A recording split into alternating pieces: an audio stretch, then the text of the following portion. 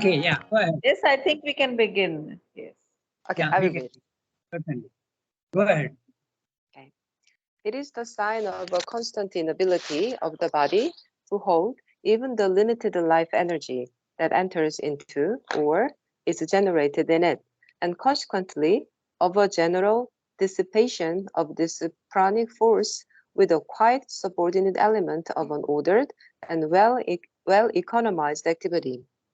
Moreover, in the consequent interchange and balancing between the movement and interaction of the vital energies normally at work in the body and their interchange with those which act upon it from outside, whether the energies of others or of the general pranic force variously active in the environment, there is a constant precarious balancing and adjustment which may at any moment go wrong. Every obstruction, every defect, every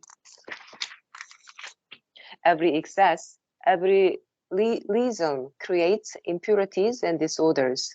Nature manages it as all well enough for her own purposes when left to herself. But the moment the blundering mind and will of the human being interfere with her habits and her vital instincts and intuitions, especially when they create false or artificial habits, a still more precarious order and frequent derangement become the rule of the being. Yet, this interference is inevitable, since man lives not for the purposes of the vital nature in him alone, but for higher purposes which she has not contemplated in her first balance, and to which she has with difficulty to adjust her operations. Therefore, the first necessity of a greater status or action is to get rid of this disordered restlessness, to still the activity and to regulate it.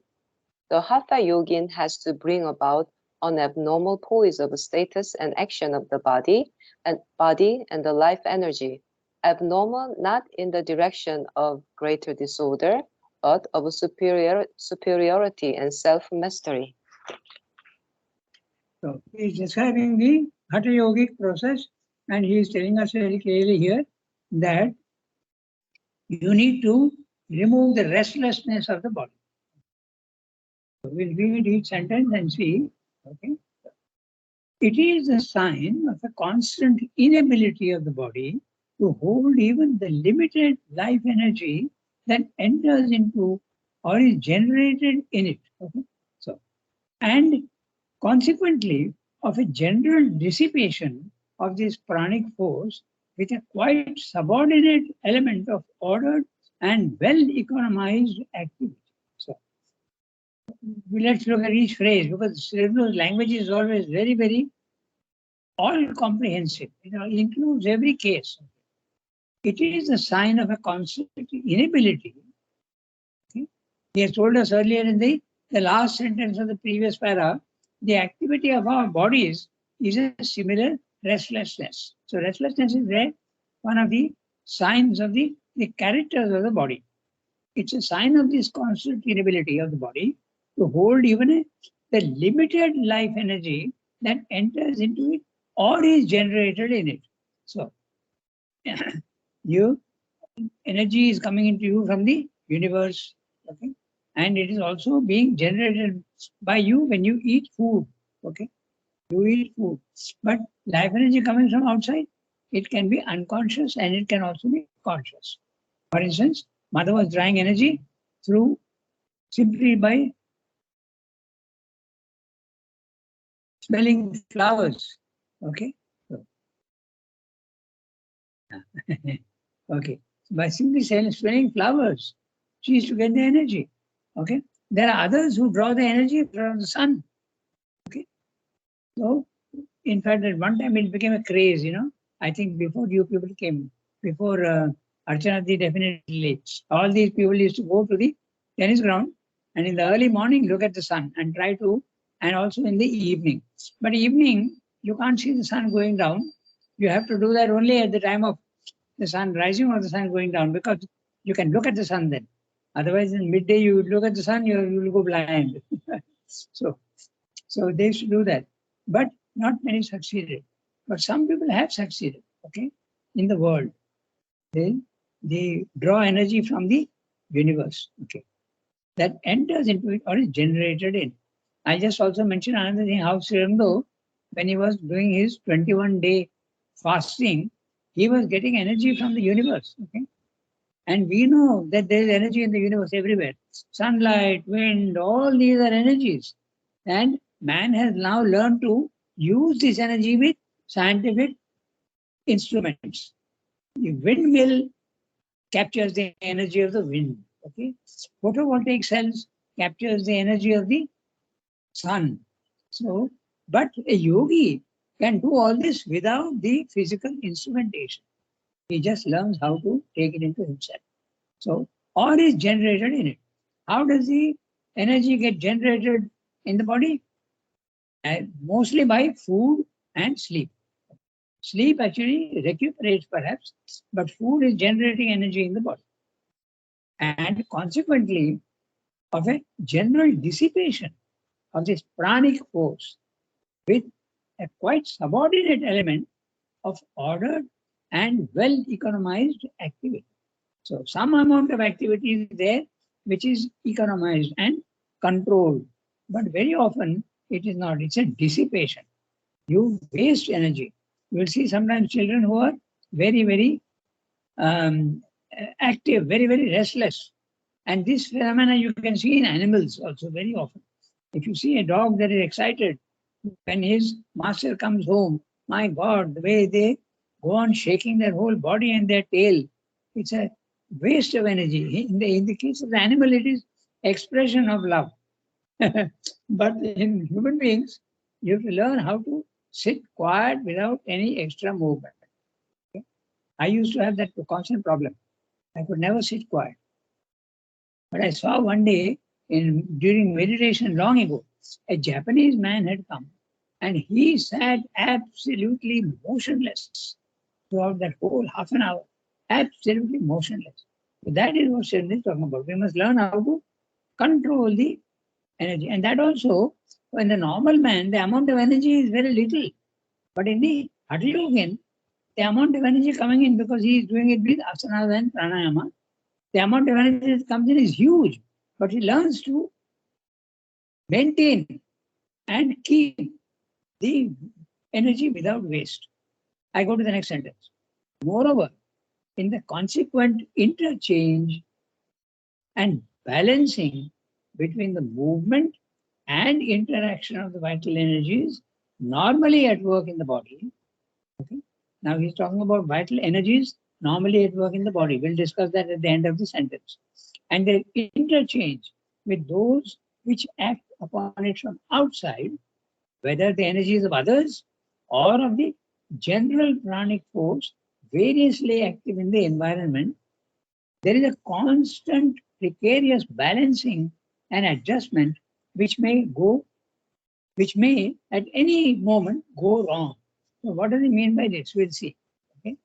So first of all, I go back to the sentence. Moreover, in the consequent interchange and balancing, okay, there is a constant interchange between the environment and you. Okay? You also get all sorts of vibrations from others. Okay. In fact, Mother says that people's anger and people's jealousy, people's vibrations are contagious. They enter into you. Okay, so that's the interchange that he's talking about. Moreover, in the consequent interchange and balancing between the movement and interaction of the vital energies. Plural, not vital energy. He's talking of interaction of vital energies. So what is that? There are 5 vital energy movements in the body. Okay, prana is the general term for energy. Then you have apana. Apana is the one that the energy that that allows and permits and helps in the excretion of liquids and solids, both. Then there is the udana. Udana is the one that can allow you to go beyond the mind. Okay, in yogic practice, Udana is the liberation. Udana. Then there is Samana and Vyana. Vyana is the oxygen that you take in. It is distributed equally to all the cells in the body. So Vyana. And Samana. The energy that you eat, the food you have eaten, that is also distributed to all the cells through the bloodstream. So these are the 5 energies. Okay. So scientifically, in yoga knowledge, they have done that. But this idea is not there at all in the West. So this is all part of the Indian psychology. Okay. Vital energies, plural. Jnana, Samana, Udana, Apana, Prana. Okay. Different forms of energy. We also know in the universe there are different forms of energies. There is electrical energy, there is even muscular energy, there is mechanical energy, there is nuclear energy, so many different types of energies. No? So this is what chemical energy also. Chemical energy also is there. In a battery, you have chemical energy. So vital energies at work in the body, and then interchange with those which act upon it from outside. And what is it? The energies of others. Okay. And that energy can be beneficial, it can also be harmful. Okay. In fact, you must be very careful with whom you associate, because sometimes there are people who suck energies of others. They are known as vampires. A vampire is a bat which sucks blood from others. But there are human vampires who suck the energy out of others. Okay. I don't know if any of you have had the experience, but some people, when they associate with these vampire types, okay, they completely, you will feel exhausted after meeting them. Okay, after some time, you'll feel exhausted. You'll feel absolutely listless. So he's talking about the energy. But the energy is also can be those of anger, of love. Okay, these are also vibrations. So they are energies. Okay? And if you sometimes there are people who distribute their energy to others. Okay? There are some who suck energies from others, and there are some who distribute their energies. They go out. Okay, or of the general pranic force variously active in the environment. So Srimli is saying very clearly, general pranic force in the environment is various. So you have again a confirmation that there is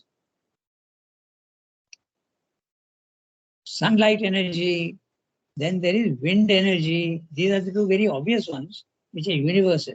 But there are also the energies from others. But they take different forms, as we just now discussed.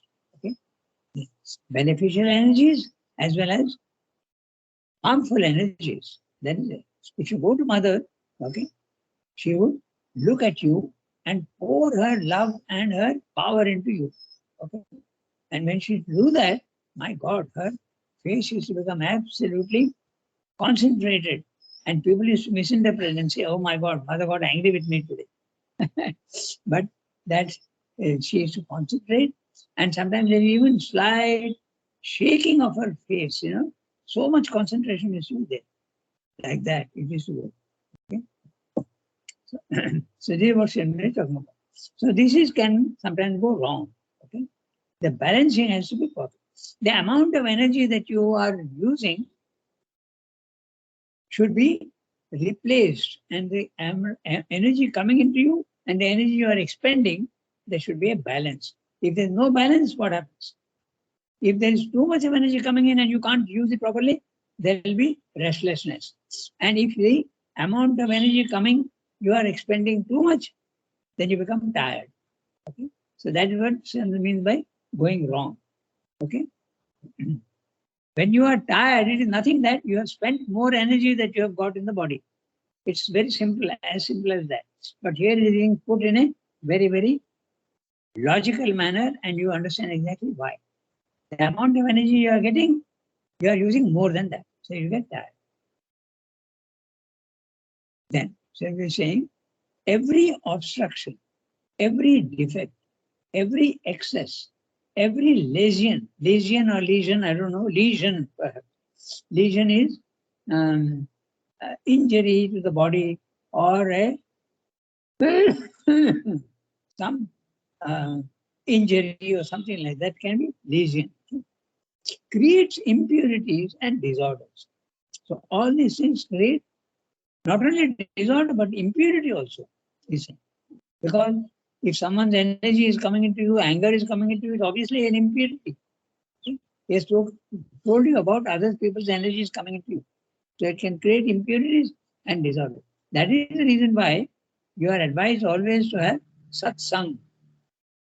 Associate with the right people.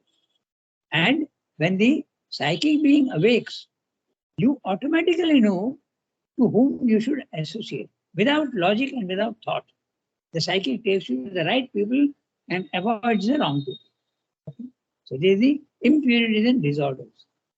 Nature manages it all well enough for her own purposes, not for the purposes of yoga, but for her own purpose. What are her purposes? Expenditure of energy for normal life. Okay? Food, sleep, play, and work. So that is the work of the nature.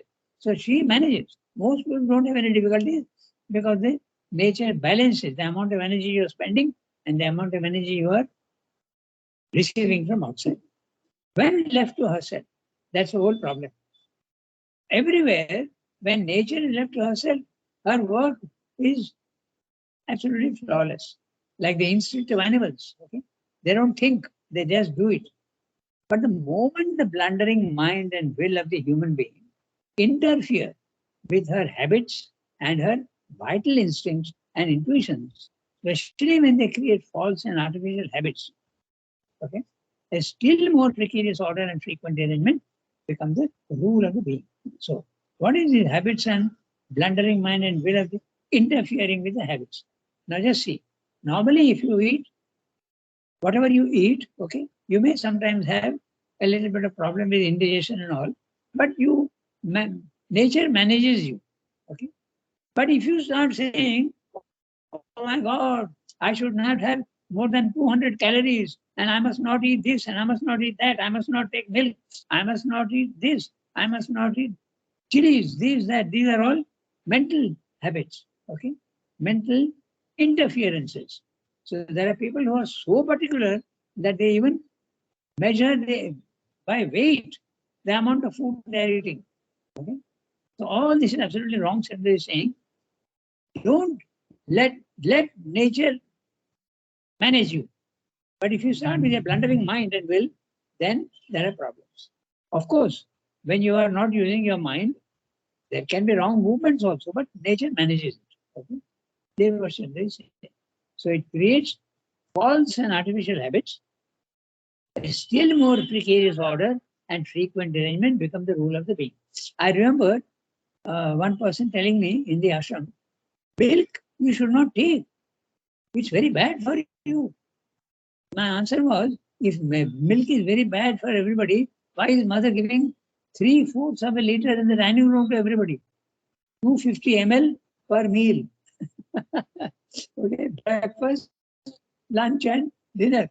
Nearly a liter of milk she's giving, and you think she's going to harm you? So these are all peculiar ideas which don't always make sense. True sense it does not make. So, but it is true that some people are allergic to milk, and they should. In fact, mother did not like milk. She did not like because it didn't suit her. There are many people who are allergic to milk. I love milk myself, but it doesn't suit me. I get a loose stomach. So if I put something into the milk, then it's okay. So there are nature but manages. So it avoids and does what has to be done. But we should not with the mind interfere and artificial habits. Some amount of interference is natural. That's what Sandra is going to tell you now. He says, yet this interference is inevitable. Why? Because you have a mind, and the mind is overactive. So this interference is inevitable. Since man lives not for the purpose of the vital nature in man alone, but for higher purposes. You have a mind and you are using your mind, so the mind interferes. Also, a higher purpose means even above the mind. Okay, you have to regulate yourself. Maybe not with the mind, but with the self or the psychic being, which she had not contemplated in her first balance, and to which she has, with difficulty, to adjust her operations. So what is Srimati saying here? Very interesting. When there is an evolution, first of all, from matter has come life, but mind has not yet come in. Okay, spiritual life has not yet come in. So nature is adjusting her needs according to only matter and life. She has not yet anticipated the problems with the mind. So when mind comes in, then nature is a little puzzled. Okay, but she has to now adjust herself to that. This is exactly like we know what we have to do when we take some limited amount of data and take a decision. Next day, you see that there are other things which you did not take into consideration. Your whole plan has gone wrong. Okay, because you didn't have the full data. So nature also doesn't have the mental data when she created prana, when she created life. That's what Sandra is saying. Look carefully and you will see that that's what he's saying. Yet this interference is inevitable since man lives not for the purpose of the vital nature in him alone. Vital nature, life. Okay? Divine. But for higher purposes. And that higher purposes can be mind as well as spiritual life. Okay? Which she had not contemplated in her first balance. First balance, creation of only life. And to which she has the difficulty to adjust her operations. Therefore, the first necessity of a greater status or action is to get rid of this disordered restlessness, to still the activity and to regulate it. When you are, for instance, look at the language carefully, disordered restlessness. When you are acting and you are expending energy, it can be very ordered action. So ordered action, controlled action is completely the opposite of disordered restlessness. The energy is wasted. What you are doing is of no use to anybody at all. When you do that with purpose, then you are expending the energy, but in the right way. To still the activity and to regulate it, to control the vital. The Hatha Yogin has to bring about an abnormal poise of status and action in the body, and the life energy abnormal, not in the direction of greater disorder, but of superiority and self-mastery. What he means is he draws in more energy than he needs, but he has the capacity to hold it without restlessness. So this is something that we have to learn. We don't even know how to draw in more energy than we normally. We think of energy, we think of food and drink, but the Hatha Yogin can draw in energy from the universe. We are also drawing in energy from the universe, but without our knowledge, unconsciously. Okay? Hatha Yogin has to bring about an abnormal poise. So when they use the word abnormal, and you may think normally the word abnormal is pejorative. But Srindra is saying very clearly, I am not using it in the pejorative sense, but in the positive sense. Abnormal means beyond the normal capacity, which is good. Okay, that's what it's saying. So now we can go to the next para. We concentrate a little on the language and see how subtle and overarching. He includes everything. Jasmine was saying that she would like to read. Yes, please. Yes, go ahead. Read the next para. The first object. The first object of the immobility of the asana is to get rid of the restlessness imposed on the body and to force it to hold the pranic energy instead of dissipating and squandering it. The experience in the practice of asana is not that of a cessation and diminution of energy by inertia, but of a great increase in pouring, circulation of forces. The body, accustomed to work off superfluous energy by movement, is at first unable to bear this increase and this retained inner action and betrays it by violent tremblings. Afterwards, it habituates itself, and when the asana is conquered, then it finds as much ease in the posture, however originally difficult or unusual to it, as in its easiest attitude, sedentary or recumbent. It becomes increasingly capable of holding whatever amount of increased vital energy it brought to bear upon it without needing to spill it out in movement.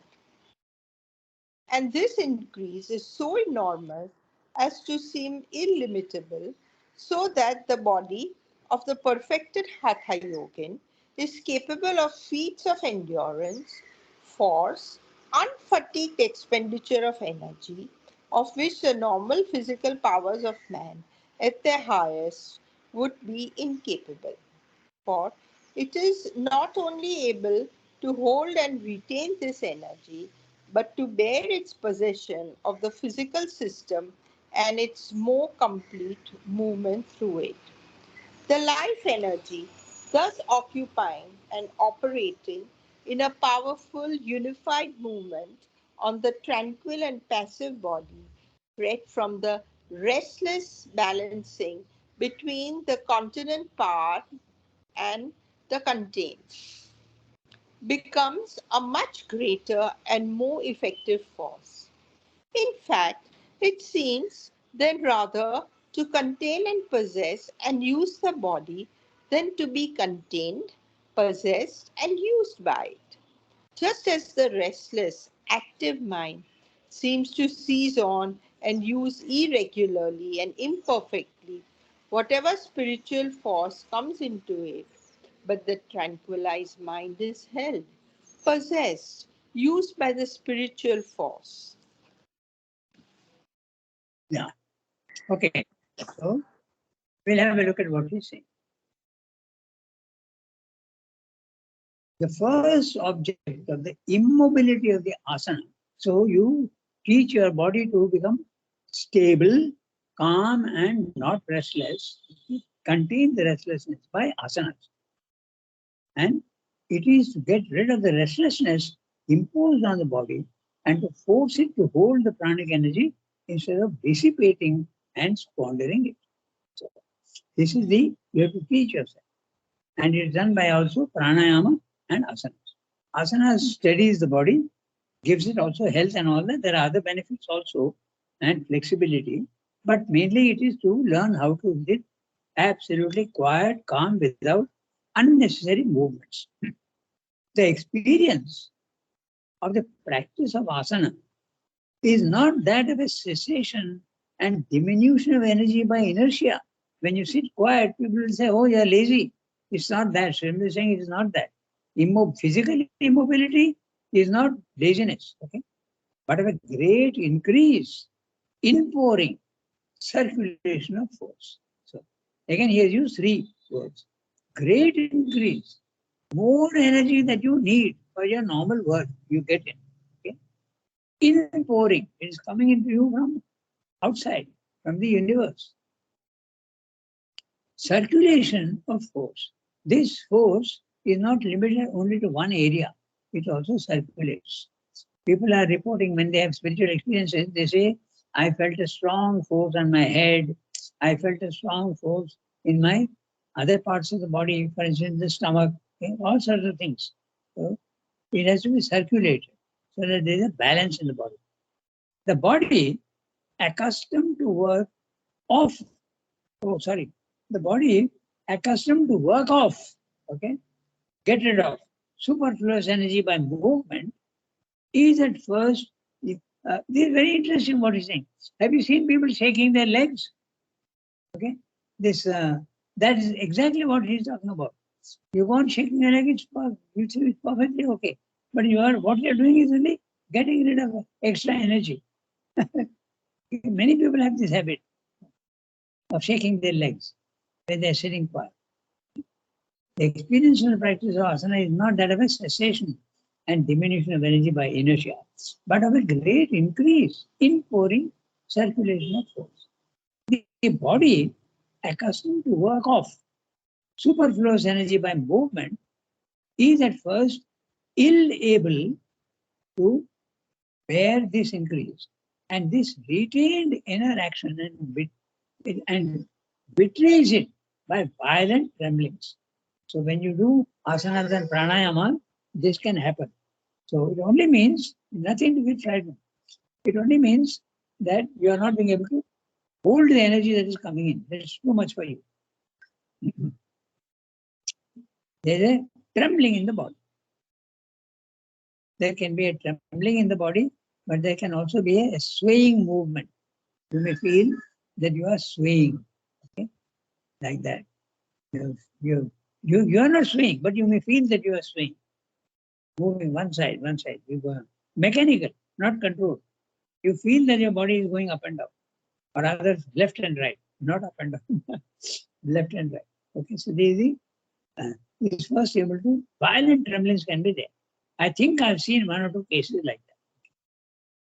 Afterwards, it habituates itself, and when the asana is conquered, that means you're master, then it finds as much ease in the posture, however originally difficult or unusual to it, as in its easiest attitudes, sedentary or recumbent.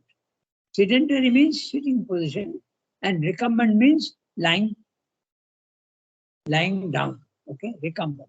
So either lying down or sitting position, as it is easiest attitudes. In fact, some people say that when you want to meditate, you must sit absolutely quiet in a chair, and you must keep your body vertical so that the force comes in. Okay? Even the Gita says that your head, your spine must be absolutely in line. Okay, your head should not droop. Then the force will not be able to enter properly. So you should be all in line. Okay? That's one way. But Sri Aurobindo and Mother have said that you can even to meditate in an easy chair. There are no strict rules in all this sense. Easy chair also is possible. It becomes, by the way, recumbent can have two. No? You are either face down or you are face up.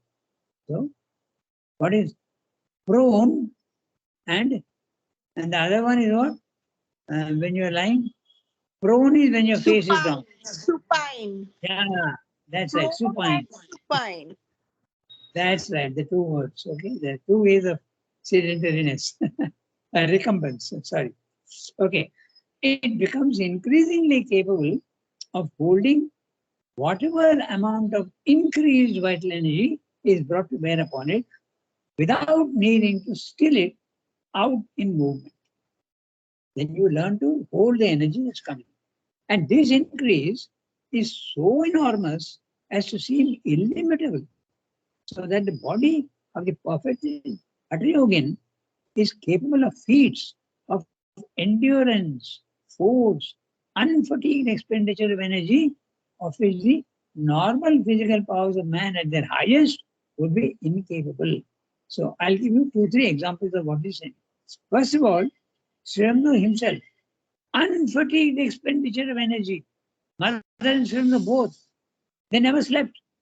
Okay, only 2 hours the body was immobile, but that's not sleep. They're just gathering their force again. Whole night, Sri Aurobindo used to work. Mother also used to work whole night by visiting every sadhak at night. And she knew what each one's condition is when they're sleeping, and she would help. So unfatigued expenditure. But there's another example also, which is also there, which is the same, unfatigued expenditure or non-expenditure, feats of endurance. So a perfect Hatha Yogin can be buried alive under the ground, okay, and he will not be able to breathe, but for 5 hours he will live without any difficulty. I remember when India became free, Russia was very much interested, and they sent many scientists to examine this case of being buried, living without breathing. Okay? So that is also possible. These are not necessary at all in the integral yoga, but it is that is the amount of energy that comes in. Okay? That's why I'm giving you the example. Capable feats of endurance, force, unfatigued expenditure of energy, of which the normal physical powers of man at their highest, even the maximum, you would not be capable of it. For it is not only able to hold and retain this energy, but to bear its possession of the physical system and its more complete movement through it. So you can either be very, very unmoving, or you can move, but you're in control of the movement. And more complete movement through it. To bear its position is to not to move. But the more complete movement through it, you are using the energy for life purposes without waste. The life energy, thus occupying and operating in a powerful, unified movement on the tranquil and passive body, freed from the restless balancing between the continent power and the contained, okay, becomes a much greater and more effective force. The energy that you know how to use the energy. In fact, it seems then rather to contain and possess and use the body than to be contained, possessed and used by it. So this is interesting. The force is using the body. The energy is using the body, or the body is using energy. That's what he's talking about. Both the things are there. Okay? So just as the restless active mind seems to seize on and use irregularly and imperfectly whatever spiritual force comes into it. But the tranquilized mind is held, possessed, and used by the spiritual force. So he's saying what happens with the mind also happens with the body. The energy that is coming in controls the body. And the body is allowing the prana to do exactly the amount of work that is needed. So it's time. So today we stop here. Next time, the body thus liberated from itself. The body becomes master of itself. Okay? Au revoir, everybody. Okay, bye-bye. Thank you, Hey, Rebecca. how is